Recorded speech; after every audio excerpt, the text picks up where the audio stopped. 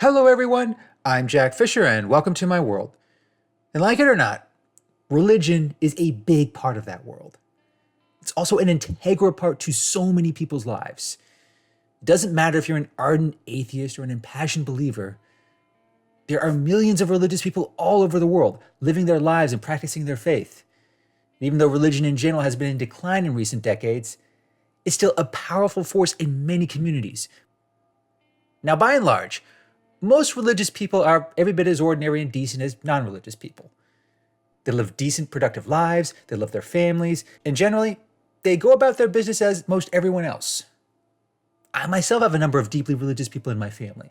I've seen firsthand the positive impact that religious faith has had on their lives. Even if I don't share their piety, it doesn't undermine the love and respect we have for one another. Because for them and so many others, their religion genuinely enriches their lives and helps improve their community. However, this video is not about them. This is about people who take religion to a dangerous and damaging extreme. And most commonly, those extremes manifest through cults. Excuse me, are y'all with the cult? We're not a cult. We're an organization that promotes love and... Yeah, this is it. Now, most people hear that word.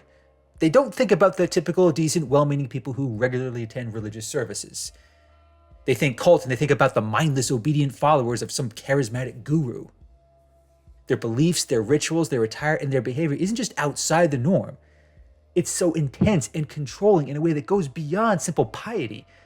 And in many cases, that intensity can lead to some legitimately harmful behaviors. As a result, more than a few cults have ended in tragedy. And while those tragedies might be rare in the grand scheme of things, they are often the ones that find their way into news feeds.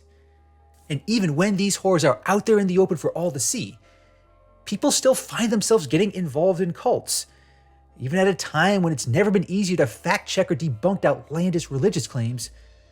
Cults find a way to endure. And that is worth taking seriously.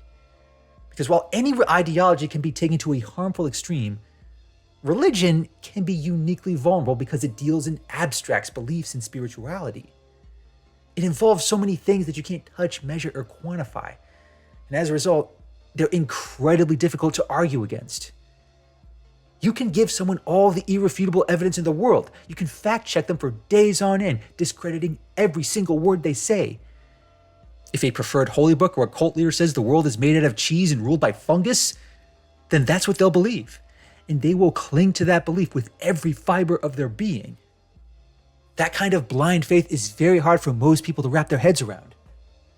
It's also worth noting that while not every cult is religious in nature, religion is often a powerful driving force. It tends to utilize shared experiences that evoke powerful emotions. A lot of cults take this and weaponize it to the utmost. That's why many of the cults that make the news for all the wrong reasons were religious in nature. But then again, most people don't wake up one morning and decide to join a cult. That process tends to be a long, drawn-out experience that varies from person to person. And it's true, certain types of people are more prone to those experiences than others. You can listen to the stories of many former cult members from all walks of life and get a different perspective for how they fell into it, how they got out, and why they became so captivated in the first place. These stories can be quite harrowing, and I encourage everyone to seek them out. And if you happen to be religious, then following these stories may also make you wonder what sets a cult apart from a traditional religion. Like I said before, most religious people do not conduct themselves in the same way cult members do. And those who are in a cult probably don't think they're in a cult. To them, this is just their own personal spiritual practice. This is their concept of normal, skewed as it might be.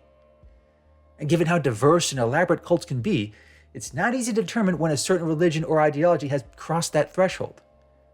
Some will argue that certain Christian denominations like Mormonism are cults. Others will say certain political movements like communism are cults. Some will even go so far as to label certain fandoms of celebrities or bands a cult. But this practice is usually just a means of insulting or denigrating people, because labeling someone a cult member is just an easy way to avoid taking them seriously. And when it comes to dealing with the actual harm done by cults, that's not very productive.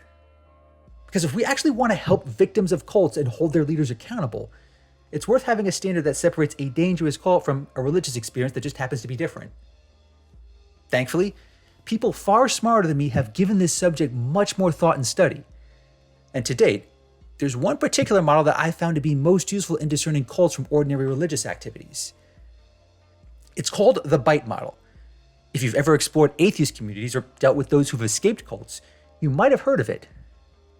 It was developed by Stephen Hassan, a mental health professional who has studied behavioral control tactics.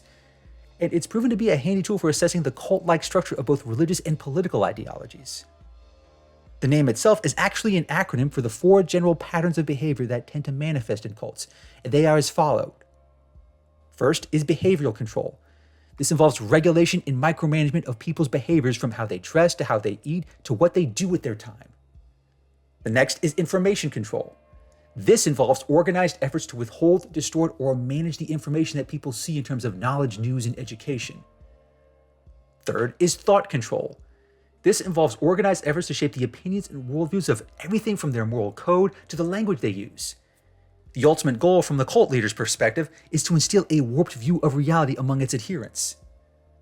Lastly, there's emotional control, and this involves manipulating and channeling a wide range of feelings, both positive and negative. The result often involves instilling fear of outsiders and any differing opinions, as well as a sense of worthlessness that only the group can help them resolve. Now, the bite model is certainly not a perfect model, but it's one of the simplest and most comprehensive to date. The model is structured in a way to include both religious and non-religious ideologies. And if you were to apply this model to organizations like NXIVM or most personality cults involving an authoritarian leader, it would check the same boxes as any religious cult.